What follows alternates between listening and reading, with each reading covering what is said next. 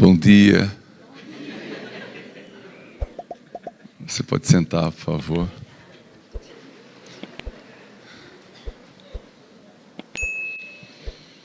Eu achei que meu presente era maior.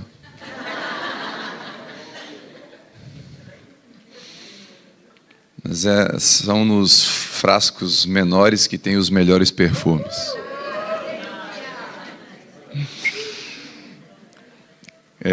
Samuel já se enganou uma vez. Não o pastor Samuel, o profeta Samuel. Achou que procurou em Eliabe, procurou em homens grandes o poder. O poder está em corações grandes. Essa simplicidade, e reforço as palavras da pastora na vida do pastor Samuel. Na mesa que a gente se revela, na intimidade, não no púlpito. E vocês são felizes e bem-aventurados por terem esses pastores como pastores de vocês. Eles são íntegros, amam Jesus. Eles não são usurpadores, não são mercadores da fé. Eles são amigos do noivo. Então vocês estão bem cuidados. Eu oro, abençoo para que vocês encontrem um lugar 10 vezes maior que esse. Em nome de Jesus.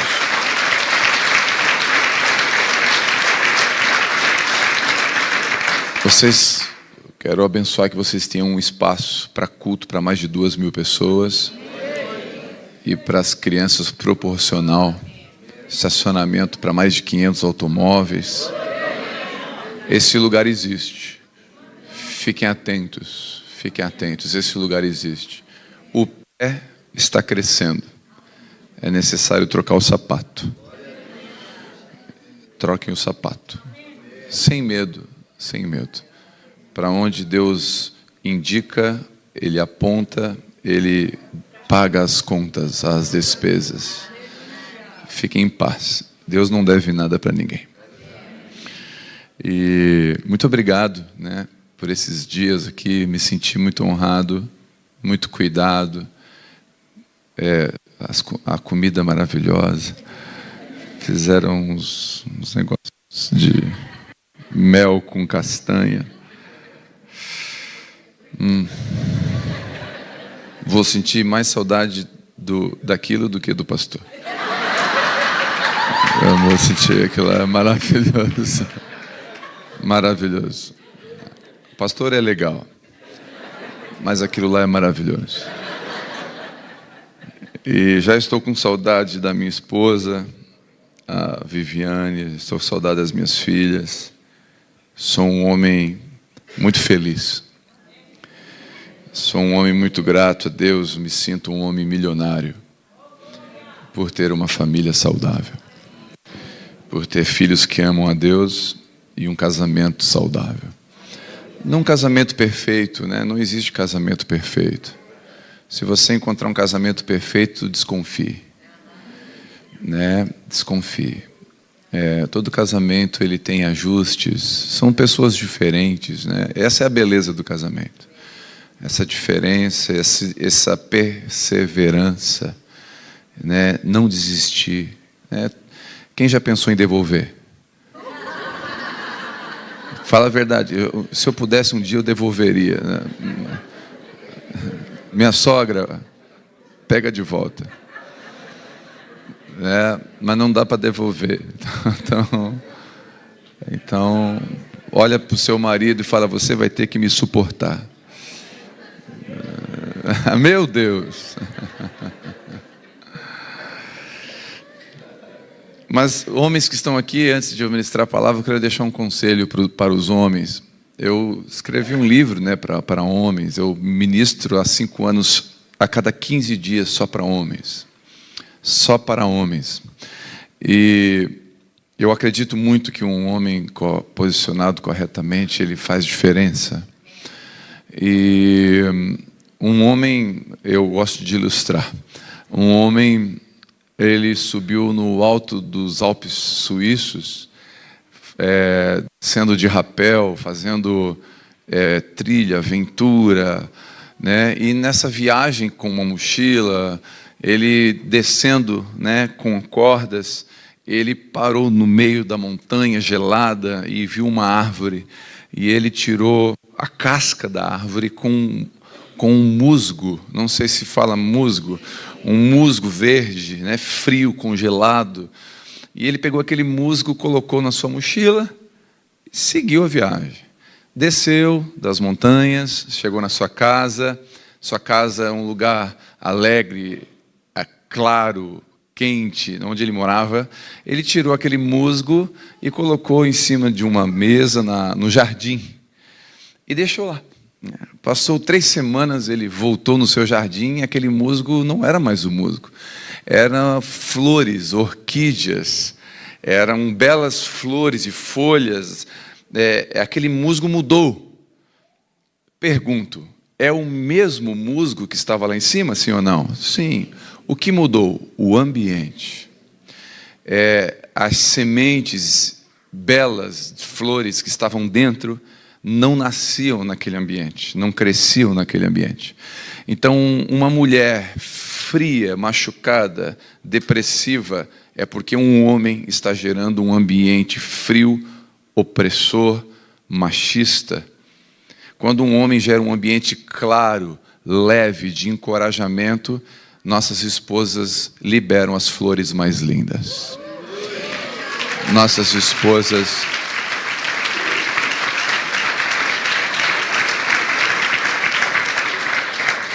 Você pode, homem, ficar bravo comigo, não tem problema.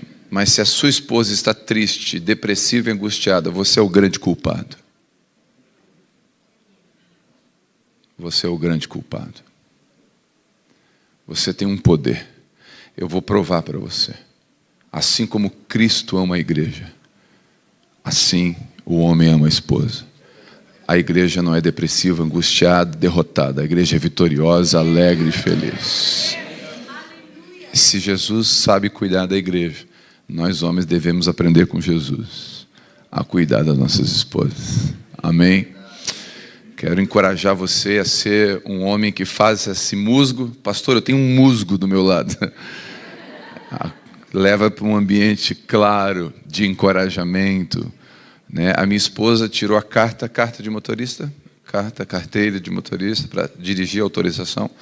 Ela tirou a carteira com 35 anos de idade, porque ela nasceu num lar onde seu pai era o pai da minha esposa, meu sogro. Ele era alcoólatra e ele capotou o carro com ela dentro. Ele era muito opressor. E ela cresceu num ambiente muito triste, muito opressor. Então, quando eu encontrei ela, ela não tinha carteira de moto, tinha medo de dirigir. E eu fui lá, peguei, paguei a carteira, entreguei na mão dela. Você vai lá, paguei o processo, ela vai lá tirar a carteira. E ela foi lá, tirou a carteira, fez as 10 aulas, né, que tem que fazer. E hoje ela dirige pelo Brasil inteiro. Ela pega as BRs, ela vai de estado para o outro de carro sozinha. Eu dirijo melhor que ela. Normal. Aqui em Portugal, os homens dirigem melhor. Normal também.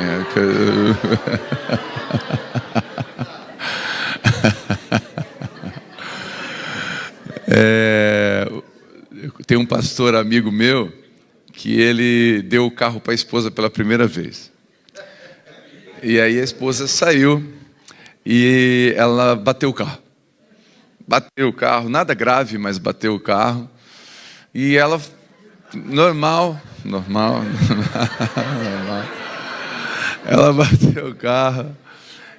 E ela foi no documento do carro quando a polícia chegou, né? Ela foi no documento. E quando ela abriu o documento, tinha um bilhete dentro do documento. E o bilhete estava assim: se você bater o carro, saiba que você vale mais que o carro. Sabedoria. Com certeza esse homem está com créditos. Com certeza ele teve uma noite de avivamento. Com certeza a glória desceu sobre aquela casa, né?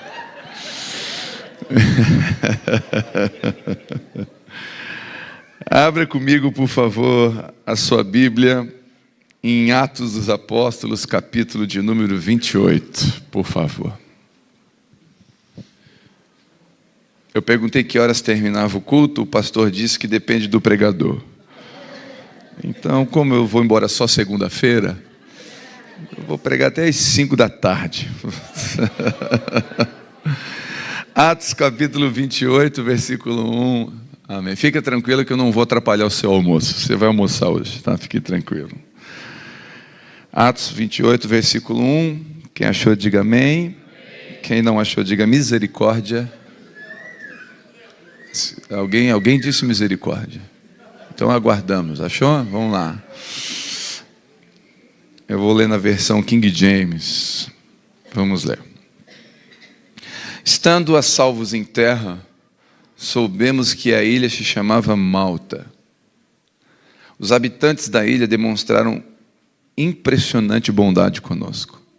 Prepararam uma fogueira e receberam bem a todos nós, pois estava chovendo e fazia bastante frio. Enquanto Paulo ajuntava um feixe de gravetos e os lançava no fogo, uma víbora, uma cobra, espantada com o calor, agarrou-se à sua mão. Assim que os habitantes da ilha viram aquela cobra presa na mão de Paulo, comentaram uns com os outros: com toda certeza esse homem é um assassino, pois tendo sido salvo do mar revolto, a justiça não lhe permitiu continuar vivendo. Contudo, Paulo, sacudindo a cobra no fogo, não sofreu mal algum. Eles, porém, acreditavam que Paulo começasse a inchar e caísse morto em qualquer momento. Havendo esperado por muito tempo, observando que nada de anormal acontecia, mudaram de opinião e passaram a dizer que ele era um deus. Nos arredores daquele lugar havia uma grande propriedade que pertencia a Públio, o principal da ilha. Ele nos convidou para ficar na sua casa por 3 dias. Generosamente nos recebeu e nos hospedou. Todavia, seu pai estava muito enfermo, acamado e sofrendo de uma febre violenta. Paulo, então, foi fazer uma visita. Logo depois de orar, impôs as mãos e ele curou. Havendo ocorrido esse fato, os outros doentes da ilha vieram também e saíram curados. E eles nos prestaram muitas homenagens e honrarias, quando estávamos prestes a embarcar, nos ofertando todo o suprimento de que necessitávamos para a viagem. Amém. Pai, em nome de Jesus, eu consagro a Ti mais uma vez, nessa manhã, os meus 5 pães e 2 peixes, para que o Senhor possa multiplicar e sobrar cestos para levar para casa e distribuir para os nossos parentes, Senhor. Por isso, eu não posso seguir sem o Senhor. Esteja comigo, fala com a Tua igreja, eu coloco nas Tuas mãos, eu levo aos ouvidos através do microfone e das caixas de som, mas é o Senhor que leva ao coração, em nome de Jesus. Amém. A vida cristã, ela não é uma linha reta. Não é uma linha reta. A vida cristã tem curvas. A jornada cristã não tem filtros como o Instagram. Ela é real. Ainda que a gente coloque maquiagem, a verdade é que a vida cristã não tem promessa de facilidade. Não existe uma promessa de prosperidade perene e completa aqui na terra. Aqui na terra nós temos momentos de aflição, de dor, de angústia. A Bíblia diz, e quem disse foi Jesus, então acredite, é verdade. Jesus disse que no mundo nós teríamos, então não é uma opção. Jesus não disse, olha, talvez vocês vão ter aflições. Não, ele falou, vocês vão ter aflições. Várias coisas nos afligem. Quando um parente nosso está com um câncer, um linfoma, nós sofremos. Quando alguém que a gente ama parte, nós sofremos. Quando o desemprego é uma realidade, nós sofremos. Quando uma criança, um filho recebe um laudo médico, nós sofremos. Quando amigos partem, nós sofremos. Quando pessoas nos traem, nós sofremos. Quando pessoas nos machucam, falam mal de nós, nós sofremos. Então nós sofremos aflições. Isso faz parte do Evangelho. E eu não posso pregar um Evangelho apenas com uma faceta, com um lado da moeda. Eu não posso pregar um Evangelho com uma caricatura. O que é caricatura? Não sei se caricatura é quando você faz o desenho de alguém e destaca uma parte. Sim? Isso é uma caricatura, né? Normalmente, quando me desenham na caricatura, eles fazem um nariz maior. Eu não sei porquê, mas destacam o meu nariz, né? Então, uma caricatura é destacar uma parte clara, né, mais visível do seu rosto. Eu não posso pegar o Evangelho e destacar uma parte, dizer assim, o Evangelho é isso aqui, mas eu quero destacar a prosperidade. Não, a prosperidade é uma parte do desenho. Deus prospera? Sim, mas Ele está conosco quando a gente não está financeiramente próspero também. O apóstolo Paulo disse, eu aprendi a viver com muito. Ou seja, com a conta bancária cheia, com o carro do ano, com a casa própria. Eu aprendi, mas também aprendi a ficar sem isso. Aprendi a ter escassez. Aprendi a passar momentos sem recurso, a depender de alguém. Então a vida cristã, ela é maravilhosa, porque a companhia de Jesus é real. Porque Jesus promete estar junto. Isso é o grande presente, né? Salmo 23. Ainda que eu ande no vale da sombra da morte, eu não temerei porque eu sou evangélico. Não, eu não temerei porque eu sou pastor. Eu não temerei porque Ele está comigo. Então a presença dEle nos dias mais difíceis é o que nos garante as Escrituras. Então isso a Bíblia nos garante. Nunca associe a vida cristã à prosperidade, não faça isso. Você pode cometer um grande erro. Eu fui na casa de uma irmã lá no Brasil, que congrega conosco, e fui visitar a casa dela, e a casa dela é uma grande casa. É uma big casa, linda casa. A casa custa aí perto de R$1 milhão. Uma casa muito linda. E quando eu entrei na casa, ela começou a mostrar a casa para mim. Olha, isso aqui. E eu fui vendo a casa e ela falou uma frase que o Espírito Santo não deixou passar em branco. A frase foi assim: pastor, eu tenho essa casa porque eu sou filha do rei. Na hora que eu ouvi aquilo, o Espírito Santo falou, cuidado. Porque eu lembrei dos meus irmãos da África. Eu lembrei dos meus irmãos que estão sendo sequestrados e presos. Eles não são filhos de Deus. Então nunca associe a uma bênção a filiação de Deus. Você é filho de Deus porque Jesus morreu por você. Não é porque você tem uma casa ou você não tem. Você pode morar de aluguel. Você é filho de Deus. Você é filha do rei. Porque o seu rei, o reino dele não é nessa terra, é na eternidade. Ainda que o reino dele venha sobre nós, mas o reino eterno dele não é aqui. Então nunca associo, eu sou um homem amado de Deus porque eu sou próspero. Não, você é amado de Deus porque Ele te encontrou, escreveu o seu nome no livro da eternidade e um dia vai voltar a buscar você. Isso é a grande vitória minha e sua.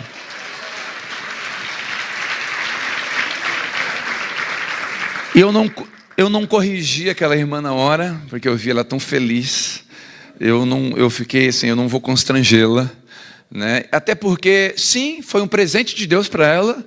Sim, foi Deus cuidando dela, mas não é aquilo ali que faz dela uma filha de Deus. Então, esse entendimento é muito importante. Bom, nesse texto que eu li, eu quero trazer princípios e valores que trazem para nós a realidade da trajetória cristã. Aqui é uma viagem. Você vê o apóstolo Paulo entrando em um navio para chegar a César. Então essa viagem eu quero sintetizar, eu quero tentar extrair verdades da sua caminhada, da minha caminhada cristã. Então uma das primeiras coisas que eu aprendo, né, nesse texto aqui é que caíram numa ilha chamada Malta. Malta não estava no GPS. Malta não estava na trajetória, não estava no mapa. A linha era mais reta. Era uma viagem só, sem pausa. Teve uma pausa na viagem. Então a primeira coisa que eu aprendo é que a vida cristã tem pausas. Não é como a gente planeja, como ele quer. Nós fizemos os nossos planos, mas a resposta vem da boca de Deus. Maltas são pneus furados no meio da viagem. Maltas são crises, são tempestades. Maltas são momentos em que você dizia, isso não estava lá quando eu fiz os meus votos com a minha esposa, e não estava na lista de votos. Não estava na promessa, ela não prometeu, nem eu prometi. Isso aqui nem Deus falou para a gente. Isso aqui não estava no mapa. Nosso plano era outro. Nós ia casar, ser feliz para sempre, ter 3 filhos e está tudo certo. Mas Deus não deu filhos. E o ventre ficou estéril. E você agora está dizendo, Deus, isso não estava no mapa, era 3 filhos no mapa. No meu plano eram 3 filhos, agora eu tenho 7. 7 não era normal, eu não queria trigêmeos. Mas o Senhor quis, então foge, sai. Eu ia fazer bodas de ouro dos meus pais, mas o Covid passou e levou a minha mãe. Não estava previsto. Eu não queria. Eu não queria fechar a igreja. Eu não queria ter que trocar de comunidade. Nunca planejei. Então, isso tudo não está no mapa. Malta nos ensina que na viagem cristã é Deus que tem o controle. A gente não tem todo o controle. Você não está no volante da sua vida. Quem está no volante dessa vida ou é Deus ou é o diabo. E quem aqui nessa manhã é Deus que está no controle da sua vida. Então saiba que Ele pode encostar você em Malta. Ele pode encostar você num período difícil, diferente, fora do que você esperava, né? Não estava previsto. São as crises, é o inesperado, é o não programado, é a curva na estrada, é o voo cancelado, né? Você está tudo organizado, vou sair de férias, programou o ano todo para sair de férias. Vou para o Brasil, não tem outro lugar melhor para ir, mas eu vou para o Brasil, vou curtir, vou lá em Criciúma, vou lá na Abapai, lá com o pastor Telmo, vou lá na igreja congregar lá, né? Vou lá visitar e você vai, chegou no aeroporto, voo cancelado, e um voo faz conexão com o outro, aí perdeu esse, já não pega o outro, e aí você não vai trocar passagem, já não dá, e aí você perdeu a sua viagem, você pensa, não estava previsto, eu programei o ano inteiro, paguei parcelado, e agora tem que rever isso tudo. Então são coisas que acontecem. Deus não impediu que o barco sofresse danos. Olha que interessante, o barco de Paulo com seus tripulantes sofreu dano, mas ele preservou as pessoas. Sabe o que eu aprendo? Que nesses dias difíceis ele preserva o que tem valor, não o que tem preço. O que tem preço nem sempre tem valor, mas tudo que tem valor não tem preço, porque tem valor. Quanto vale o seu filho? Não tem preço. Seu filho tem valor, porque preço o dinheiro compra, valor não se compra, né? Quanto custa a saúde? Não tem preço. Quanto custa um amigo? Não tem preço. Quanto custa um casamento saudável? Não tem preço. Então Deus preserva o que não tem preço. Então entenda, às vezes o que tem valor Deus não preserva. Então o que tem preço Deus não preserva, o que tem valor Deus preserva. Então o barco afundou, ninguém morreu. Deus preservou todas as pessoas. A questão agora é como que eu vou agir em Malta. Como tem em Malta no meio do caminho, como eu vou proceder lá em Malta. Então vamos lá, primeira coisa, os habitantes da ilha demonstraram impressionante bondade conosco. A Bíblia fala, tem uma versão de Bíblia que fala que eram os bárbaros que moravam lá. Os bárbaros não eram gente legal, eram gente de pouca empatia, gente brava. Só que a Bíblia diz que eles mostraram uma empatia. Sabe o que eu aprendo aqui? Que nos dias difíceis, a primeira coisa que eu aprendo é que em Malta, Deus sempre envia alguém para nos consolar. Nos dias mais difíceis, Deus sempre vinha alguém para nos dar o ombro, uma mensagem, uma oração, um abraço, um socorro, uma oferta. Nos dias mais difíceis, as nossas Maltas, eu quero te dar uma palavra de encorajamento. Deus vai mandar alguém para estar do seu lado. Deus vai enviar uma Noemi, uma Ruth para Noemi. A Noemi está lá desesperada, Deus vai mandar uma Ruth. Então descansa, no momento da sua dor, Deus vai enviar alguém para ser bom com você. Só que não te assuste, pode ser a pessoa que você menos esperava. Pode ser a pessoa que você criticou. Pode ser a sua sogra, ela vai te ajudar. Ela vai receber você na casa dela, porque você ficou sem ter onde morar. Aleluia. Vou dar um conselho para os homens que estão aqui, para as mulheres também. Não fale mal da sua sogra. Você está falando mal do ventre que gerou a maior bênção sua. Não critique, seja sábio. Eu amo ela dizer.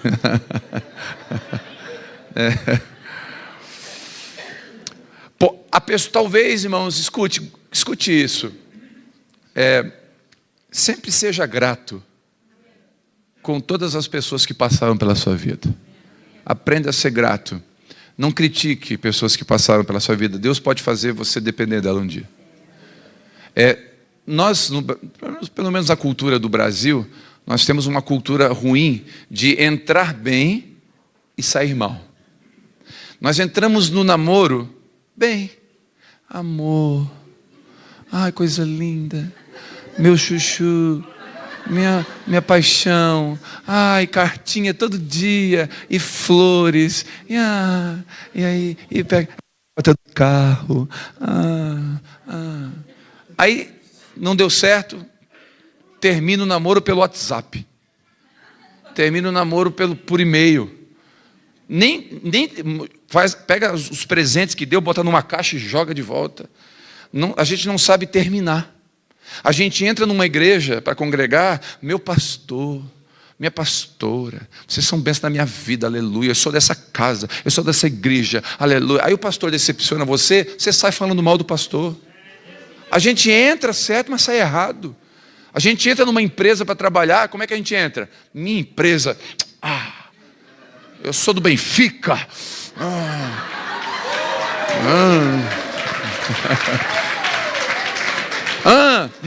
Minha empresa, meu time, minha camisa. Aí o patrão erra, já sai, bota na justiça, processa, chama advogado, já dá uma brigaçada. A gente entra bem e sai mal. Aprenda a sair dos lugares. Aprenda a sair dos lugares. Faz parte da vida. Então quando a gente sabe sair, nós vamos deixar a porta aberta e não porta fechada. A ingratidão fecha as portas, a gratidão abre portas.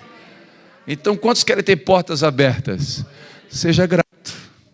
Seja grato até pelas coisas que foram ruins, porque as coisas ruins te ensinaram alguma coisa. Até as coisas ruins. Então é muito importante entender que Deus vai levantar pessoas, como falei ontem aqui, né? Barnabés. Homens que vão acreditar, mulheres que vão acreditar em nós, que vão nos elogiar em público e vão nos corrigir em particular.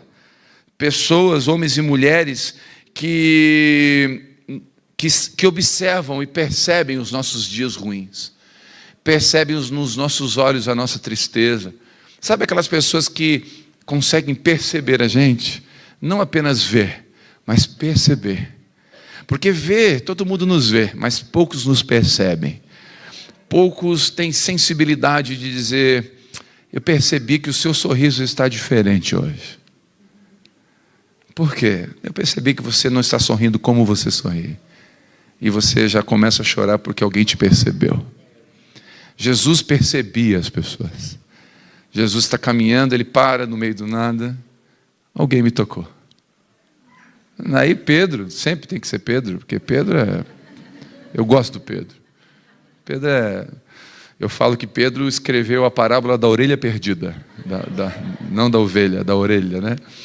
Pedro era muito espontâneo, né? E Pedro, Jesus,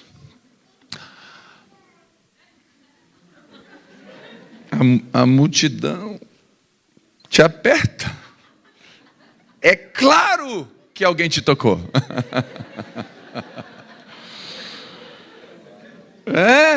Jesus, tipo assim, me ajuda, Jesus. Não está fácil, né?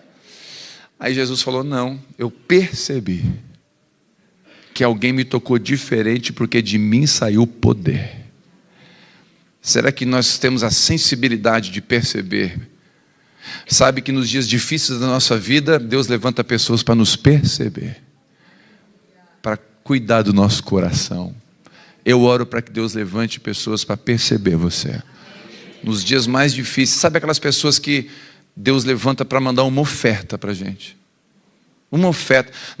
Aí os irmãos convidam a gente para jantar, para almoçar, e você fala, não, eu não quero. Não é que eu não quero, eu não posso. Você está num momento que financeiramente você não pode jantar, é o jantar dos namorados, vai custar 100 euros o negócio, vai ser caro. E aí você está assim, eu não posso, no momento eu não posso. Alguém percebe e sente a sua falta. E fala, eu vi que o seu nome não está na lista. Você não vai no jantar? Não vou, estou de jejum. Mas és um jejum obrigado ou jejum voluntário? Aí ele fala assim, você deve estar passando um momento difícil, eu vou pagar para você. Quantos entendem que o Senhor está falando? Dias difíceis Deus levanta, aquele irmão precisa que pague para ele alguma coisa. Estou brincando. Ele falou, falei da oferta e glória a Deus bem alta, porque tá. Alguém perceba ele, por favor. Estou brincando. Então, esses dias difíceis Deus levanta pessoas. Malta nos ensina que precisamos de pessoas, precisamos de família, precisamos da igreja, precisamos de amigos. Não ande sozinho, porque nos dias da Malta, se você estiver sozinho, você vai sofrer sozinho. Então ande em comunidade. Andar em comunidade, irmãos, é passar por dores, faz parte. O jardim tem rosas, rosas têm espinhos. Ah, mas é linda a rosa. Sim, mas tem espinho. Então, às vezes, irmão, na igreja tem as rosas, mas tem os espinhos também. Né? Tem gente que é muito legal, tem gente que é muito mais ou menos. Tem gente que é fácil de amar, tem gente que a gente ama com mais dificuldade. É verdade, o corpo de Cristo é assim, a igreja é assim. A igreja não. Aliás, posso dar um conselho? Desconfie de quem não manca. Desconfie de quem é perfeito. Desconfie de quem é espiritual. Espiritual. Quem é muito espiritual, desconfie. Porque às vezes quem é muito espiritual quer esconder carnalidade. Porque uma pessoa que é espiritual, ela é gente. Ela não tem problema de falar dos seus medos, dores e suas limitações. Não, Deus não quer a nossa espiritualidade, Deus quer a nossa humanidade. Porque a nossa espiritualidade já vem dele. A humanidade é que a gente dá para Deus. Então admitir que você é gente. Quem é muito espiritual, tem gente que é assim, nunca está mal, está sempre bem. E vê anjo, eu nunca vi um anjo. O mais parecido com o anjo que eu vi foi o pastor Samuel, mais parecido.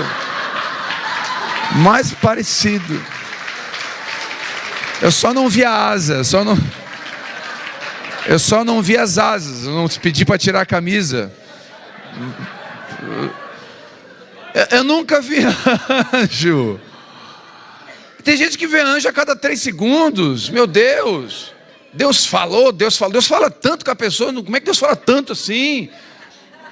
Quem quer mostrar? Eu vou provar para você que a espiritualidade não precisa ser exposta. Mateus capítulo 5, capítulo 6. Deus vai falar de espiritualidade. Tripé da espiritualidade: jejum, oração e esmola. Jejum, não precisa mostrar para ninguém. Esmola, o que uma mão faz, a outra não precisa saber. Oração, entra no teu quarto. Não precisa expor a espiritualidade.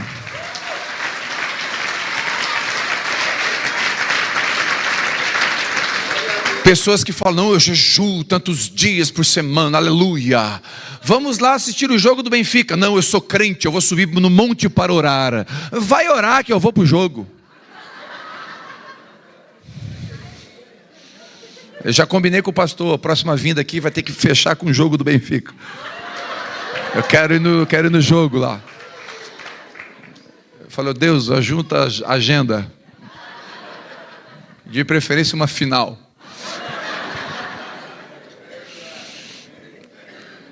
A nossa espiritualidade está na verdade. E não na exposição de dons. Eu falei aqui num dos dias, não é difícil orar em línguas domingo, difícil é guardar a língua na segunda.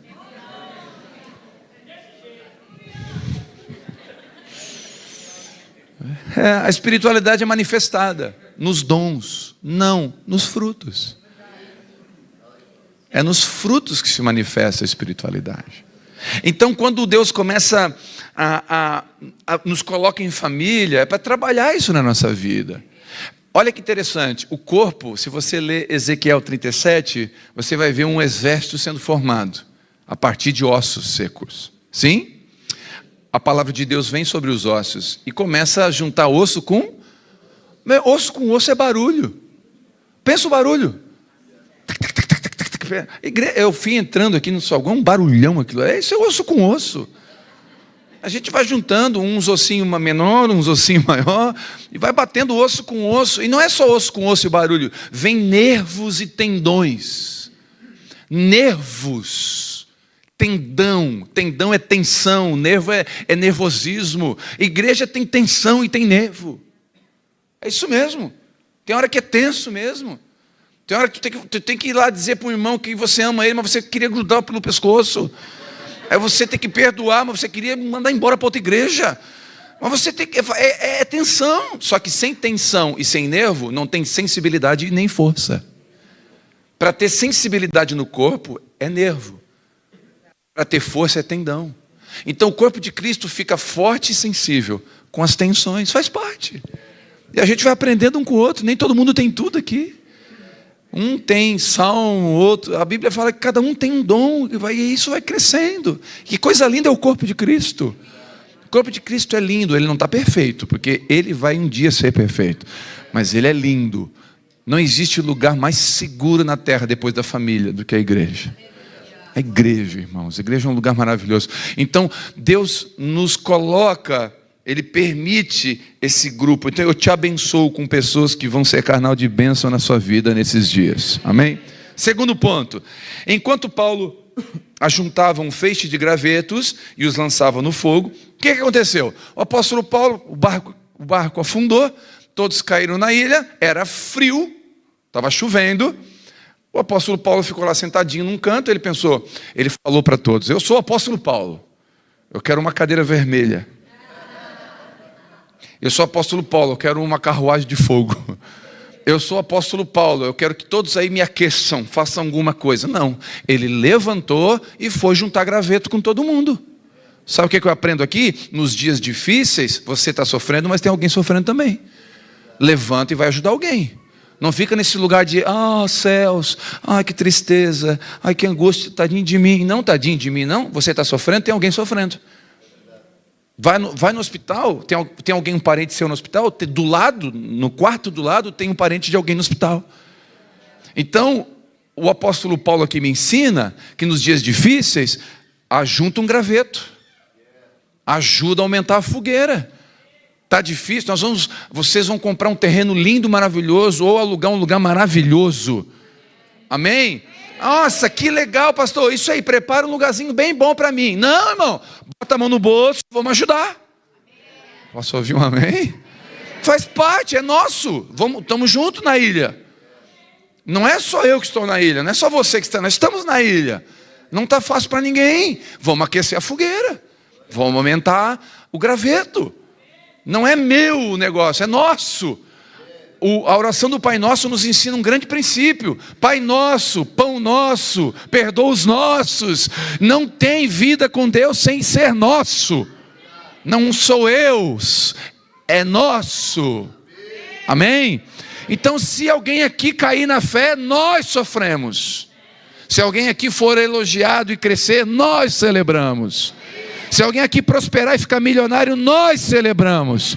Se alguém passar dificuldade, nós ajudamos. Porque isso é a igreja de Jesus. Isso é a igreja de Jesus. Nós temos 4 funcionários da igreja. nós temos 20 funcionários, um pouco mais. Nós temos 4 funcionários da igreja que iam de bicicleta para a igreja. A igreja, os dízimos e ofertas, nós juntamos dízimos e ofertas dos irmãos e compramos 4 carros. Porque é nós, nossa igreja. Eles estão a pé, eu também estou. Eu não posso estar num carro de 200 mil reais e o meu irmão de bicicleta.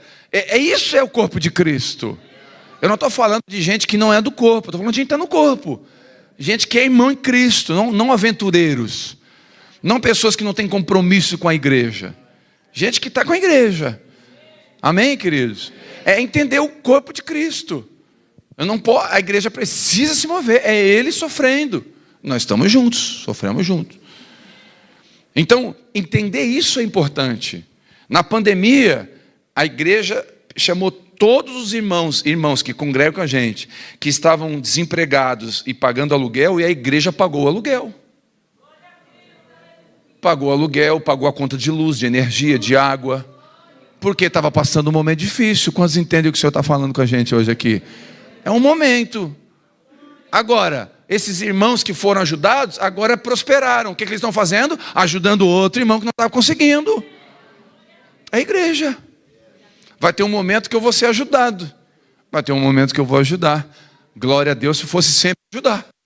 Porque é melhor dar do que receber. E eu te abençoo para que você possa sempre dar.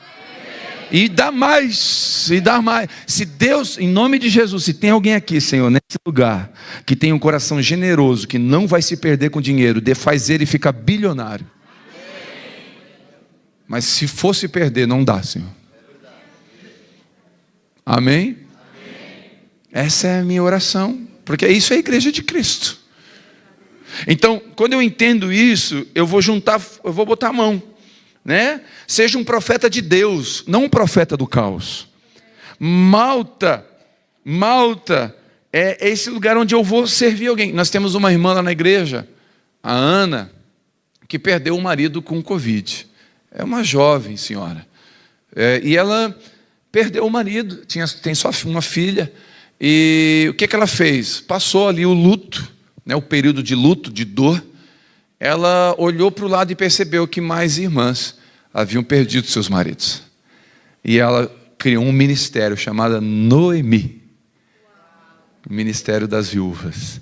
E ela reúne para tomar café com as viúvas, olhar nos olhos da viúva e fortalecer a viúva. A malta dela, ela pegou gravetos na sua dor e ajudou a aquecer outras pessoas.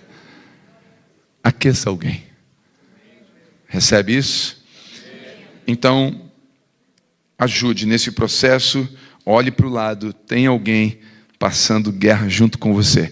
3, assim que os habitantes da ilha viram aquela cobra presa na mão de Paulo, comentaram uns com os outros. Né? Você conhece o texto. A cobra enrolou na mão, ele jogou no fogo.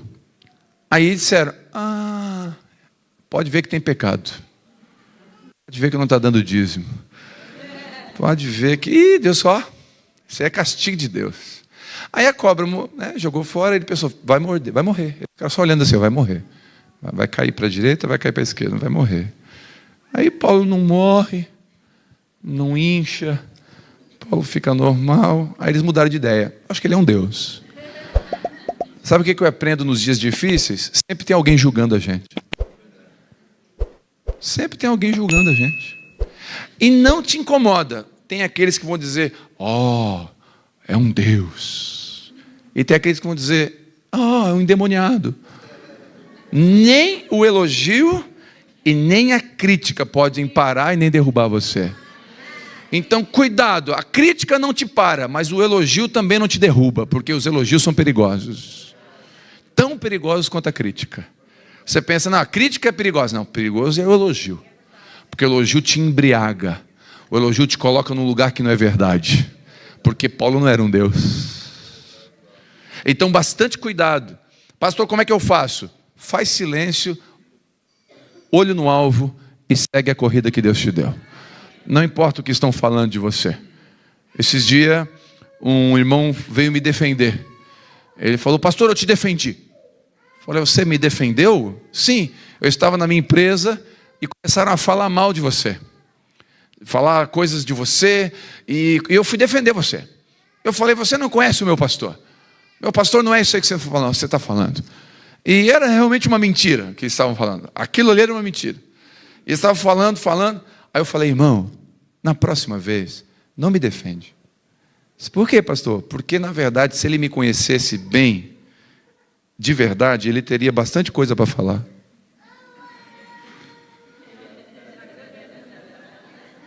Fala bem a verdade. Lá no Brasil tem uma música que foi cantada por muito tempo, não é gospel, não é crente, mas é uma música interessante. Não sei se você já ouviu uma música que fala assim, você não vale nada, mas eu gosto de você. Alguém já ouviu essa música? Sim, essa música é meio que de Deus. É como se Deus cantasse pra gente, você não vale nada, mas eu gosto de você. Irmão, nós somos pecadores. Quantos concordam que são pecadores? Eu posso provar para você que você é um pecador? Posso provar? Não vai ficar chateado comigo? Vou provar para você que você é pecador. Quem aqui, no Brasil tem muito, mas aqui eu quero que tenha. Jovens que empinam moto. É moto? Eles... cavalinho com a moto, certo? Quem ficou olhando e torceu assim para cair? Levanta a mão, levanta a mão, levanta a mão, levanta a mão, levanta a mão. Pecadores. Essa igreja de crente? Você torceu para o cara cair? Olha, sinceridade, né? Agora deixa eu fazer outra pergunta. Imagine você, eu colocar um pendrive, eu fazer um download de tudo que você pensou, viu ou imaginou nos últimos 30 dias. Tudo que você viu no celular, tudo que você pensou, tudo que você imaginou nos últimos 30 dias, e eu copiar, fazer um download e colocar no telão. Quem sai correndo por aquela porta? Quem? Quem sai correndo junto comigo? Aleluia, aleluia. Fala a verdade. Eu estava olhando aquela camisa azul lá. É do seu pai essa camisa. Eu vi ele. Não, eu vi ele com essa camisa ontem, não era? Tá. Eu vou botar no download e vou colocar aqui. Posso ouvir um amém? Então, irmãos, escute. Não se importe com o que falam. Se importe com o seu caráter. Reputação é aquilo que dizem de você. Caráter é quem você é. E quem você é, Deus sabe.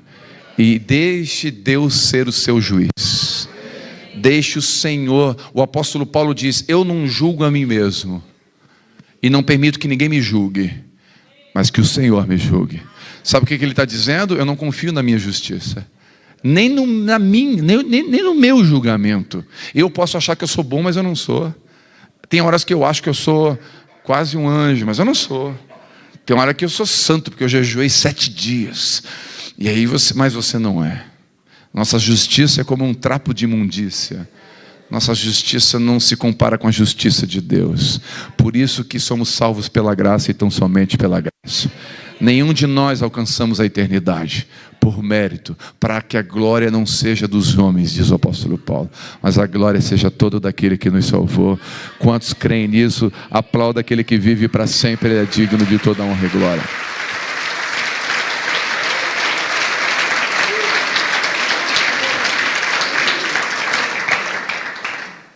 Quarto, Paulo curou o pai de Públio. Ele está numa ilha, fora da rota, não estava previsto, um dia difícil, frio, chovendo, na casa de bárbaros, dependendo da ajuda dos outros, e ele vai curar alguém. Então, irmãos, às vezes na sua dor, você vai ter uma palavra de bênção para alguém. Eu lembro no meu casamento, quando eu estava em crise, longe da minha esposa, eu fiquei 4 meses separados da minha esposa em 2002. Eu e minha esposa nos separamos, ficamos com um processo de divórcio, Acabou o nosso casamento. Botamos a nossa casa à venda, tudo tinha acabado. Nesse período eu trabalhei no Exército, eu falei aqui, 22 anos eu trabalhei no Exército. Eu tinha uma carreira dentro do Exército, eu deixei a farda há 3 anos atrás. E eu deixei a farda não para aposentar, porque com 22 anos não dá para aposentar. Para aposentadoria faltava 8 anos. Então eu entreguei a farda, né? Eu abri mão da aposentadoria e abri mão da pensão.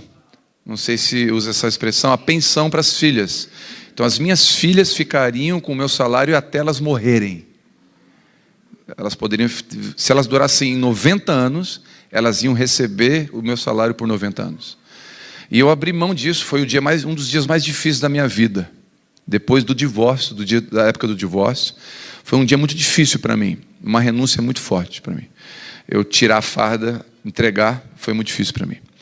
E nesse processo do divórcio, eu estava no quartel e vários colegas de trabalho chegavam para mim e faziam assim: pastor, porque eu já era pastor nesse período que eu estava divorciando, já tinha um pastoreio, e eles chegavam para mim: pastor, meu casamento está em crise.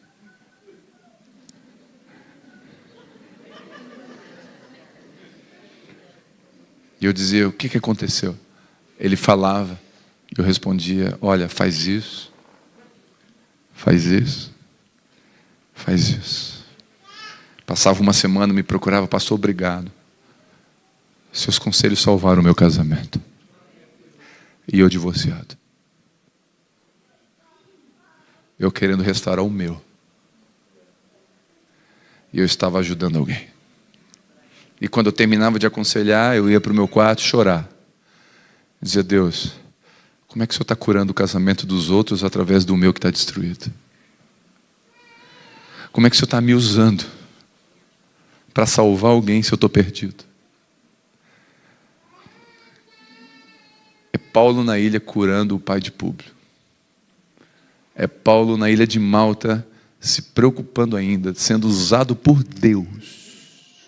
Deixa eu dizer uma coisa, você pode estar passando o dia mais difícil da sua vida, a época mais difícil da sua vida, Deus pode te usar. Você sabia, percebe que na cruz, o momento mais difícil de Jesus, Ele se preocupou com pessoas e salvou pessoas. Ele está na cruz, Ele salva um dos ladrões. E Ele se preocupa com Maria e com João. E ainda perdoa os seus algozes. Então, da cruz você pode perdoar, da cruz, pregado na cruz, preso na cruz, você pode perdoar, você pode salvar, ajudar a salvar, você pode cuidar. Jesus da cruz, no auge da dor, Ele olha para João e fala: João, essa mulher, cuida dela. Maria, cuida desse menino. Olha Jesus se preocupando com Maria e com João na cruz. Como que Jesus, o ladrão do lado, 2 ladrões, irmão, não era, 2 flamenguistas, 2 pecadores, 2 corintianos. Era 2 ladrão, irmão, não era assim, crente, legalzinho, não, era 2 ladrão, merecia estar na cruz. Jesus no auge da dor, hoje mesmo estará comigo no paraíso. Jesus ama na cruz. Pastor, eu estou na cruz, pastor, eu estou pendurado na cruz, estou passando um momento. Você pode ser bênção nesse momento. Você presta atenção, você pode ser bênção nesse momento, E eu quero te dar uma palavra de encorajamento e eu encerro aqui. Malta não dura para sempre. Apocalipse diz que breve passarás por uma provação de 10 dias. Sabe o que significa isso? 10 dias? Tem dia para começar e tem dia para terminar. Não desiste da fé, não desiste da igreja, não desiste do irmão, não desiste do seu casamento, não desiste dos seus filhos. Vai passar essa malta. Vai chegar um momento que você vai entrar no barco de novo e vai seguir no caminho que Deus tem para você. É imperativo que você chegue a César. Foi a palavra que o apóstolo recebeu no capítulo 27. Então, se você tem uma palavra, você tem tudo que você precisa. Quem aqui tem uma palavra? É tudo que você precisa. Pode levantar no barco e dizer: estou passando a crise, o vento é forte, mas o Senhor disse que eu vou chegar a César, e nada vai me impedir de chegar a César, porque a promessa é daquele que é fiel. Se Deus falou para você que Ele vai fazer, ainda que aos olhos humanos é impossível, Ele vai fazer. Recebe essa palavra no seu coração. Eu quero encerrar com um versículo que você conhece. Estamos certos, Romanos 8, 28, de que todas as coisas,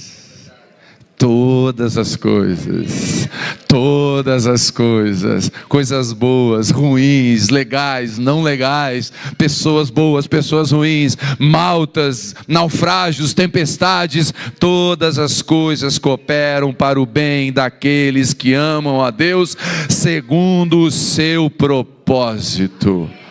Deus tem um propósito, e eu vou dizer algo que você já sabe. Essa igreja que é bíblica, você conhece isso. Deus é soberano. A soberania de Deus, não esqueça disso. Descanse no caráter de Deus, descanse na soberania de Deus. Ele é o maestro da canção que está sendo tocada na sua vida. Ele é o capitão do navio. Você pode ter certeza, é imperativo, não há dúvidas, você vai chegar aonde Deus falou que você vai chegar. Não importa as maltas no caminho, não importa as curvas do caminho, você vai chegar, pode ter certeza disso. Em nome de Jesus, eu quero orar com você em cima dessa palavra. Amém? Você pode ficar de pé, por favor, mais uma vez.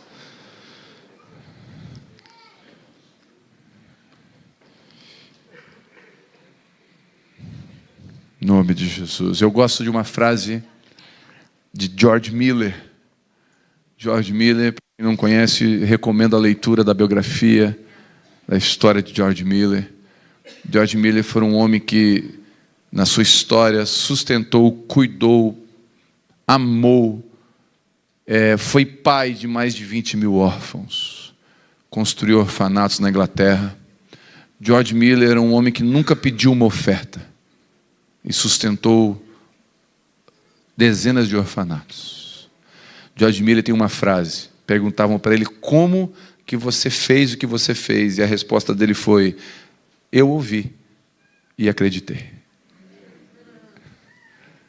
Ah, coisa simples. Eu ouvi e acreditei. Deus falou e eu acreditei. Em nome de Jesus, nessa manhã, entre na fé de George Miller.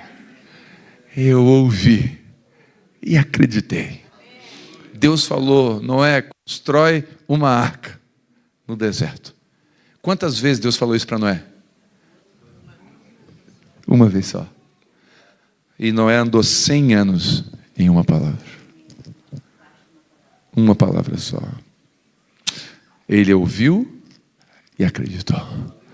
Então, nessa manhã simples, eu quero trazer essa palavra para a igreja. Eu me sinto aqui na Aba Pai Church em Criciúma. Me sinto em casa, como se eu estivesse ministrando para a igreja que eu sou pastor. Receba essa palavra no seu coração. Deus não mente, não se engana, não tem sombra, não tem variação. Ele é fiel no que diz, justo no que faz, soberano sobre tudo e todos, e soberano sobre você. Aquele que te chamou é fiel para completar a obra que começou. Ele vai completar. Ainda que maltas no caminho tentem de alguma forma tirar eu e você. Que possamos extrair os segredos e lições que esse tempo está nos ensinando. Que em tempo de crise possamos sair mais maduros. Que tempos de crise, de malta, nos envie pessoas para ser bênção na minha e na sua vida. Que em tempos difíceis, as nossas maltas possamos ser bênção na vida de alguém. Que em toda tempestade, em toda crise, não perca a oportunidade de aplicar a fé que você tem. Quero orar com você. Pai, em nome de Jesus, o Senhor é muito bom conosco. é que nós não conseguimos ver o desenho todo. Nós não conseguimos ver o mosaico completo. Nós não conseguimos ver o bordado completo. A pintura não está completa. Mas enquanto o pintor não descansar a mão do pincel, enquanto um pintor não parar de pintar, a obra não está completa. Então, ainda que eu não enxergue com os olhos naturais, eu oro para que eu e os meus irmãos possamos enxergar com os olhos espirituais, que Deus não perde o controle. Se nós que somos maus sabemos dar boas dádivas aos nossos filhos, quanto mais o Pai Celestial não daria o Espírito Santo a todo aquele que pedir. Se nós sabemos cuidar dos nossos filhos e temos boas intenções para os nossos filhos, imagine o nosso Senhor, que é nosso Pai, as boas intenções e projetos que Ele tem para nós. É verdade, nenhum plano vai se frustrar. Jó estava certo, nenhum dos teus planos podem se frustrar. Nós cremos nisso, Senhor. Faça com que nós possamos sair daqui nessa manhã com a fé de George Miller. Eu ouvi, Ele falou, eu acreditei. Que eu possa sair daqui crendo em nome de Jesus. Em nome de Jesus. Amém. Obrigado pelo carinho. Orem por nós. Eu vou viajar. Agora eu sou amigo do pastor. Preciso que você ore mais por mim. E eu fui recebido com muito carinho. Fiquei emocionado em alguns momentos por ver alguns irmãos, anciãs, irmãos em Cristo que mesmo tão longe nos acompanham e carinhosamente oram por nós. A gente precisa das orações dos... Obrigado pastores, de verdade, o coração de vocês me alegrou. Foi bom conhecê-los, foi um presente de Deus conhecê-los. Realmente era para estar aqui. Eu fiquei muito feliz. Hoje é domingo lá, também no Brasil, acredite. E tem 3 cultos lá, né? Um vai ocorrer agora, são 4 horas de fuso horário. Um vai ocorrer agora às 9 da manhã lá, outro às 5h30 e outro às 8. Os 3 cultos, eu ministro nos 3 cultos, se eu estou em casa. E a Viviane vai ministrar no culto das 20 horas, o último culto. Os outros cultos, outros irmãos vão ministrar. E o púlpito da igreja que eu sou pastor, eu sou muito zeloso. E não ministrar no púlpito da igreja que eu sou pastor para estar aqui, eu confesso que dentro de mim foi um sacrifício. Dentro de mim, deixar o rebanho que eu sou pastor. Eu amo a igreja que eu sou pastor, o rebanho que Deus confiou. Mas eu fiquei feliz em conhecer uma parte do rebanho de Deus aqui. Me sinto de verdade na Abapai. Estou na Abapai Lisboa, com muita alegria. E lá vocês têm uma Nike no Brasil. Pronto, então estamos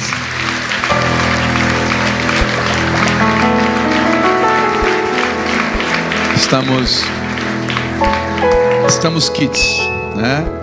Muito obrigado, pastor, por favor.